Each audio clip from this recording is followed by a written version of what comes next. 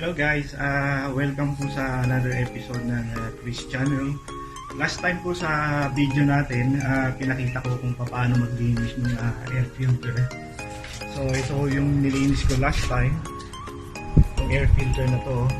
So sa susunod po, yung sa video ko na sinabi, ito po naman yung ating lilinisin. So bali sprayan natin siya ng antibacterial para po pag binuksan natin yung aircon natin, malinis siyang lalabas dun sa ano. Ngayon po, tuturo ko sa inyo kung paano maglinis ng maglagay ng antibacterial action.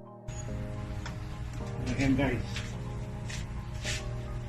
Maling gagawin ko guys, i-sprayan ko muna siya ng hangin sa loob para matanggal yung ating dumi.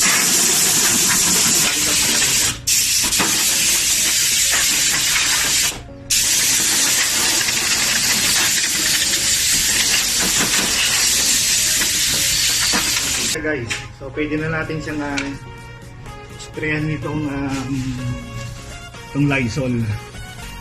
I-start muna natin sa sakyan natin and then bubuksan natin yung ating aircon. Hangin lang siya para lumabas lang yung ating yung mga dumi. Ayan, may nakikita na akong mga dumi dito. So pag nabuksan na natin siya, so hangin lang ang lalabas sa kanya. Huwag natin ilalagay sa aircon.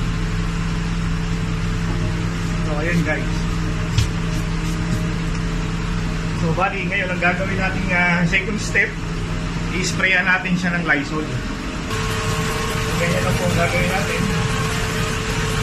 Sprayan natin siya ng Lysol.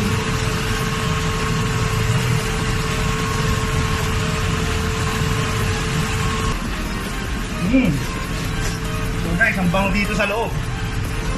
Amoy Lysol na siya.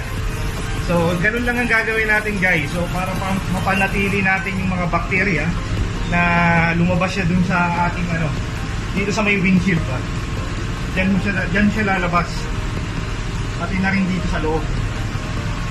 So, yun lang guys. Sana mayroon tayong natutunan ulit sa video na ito.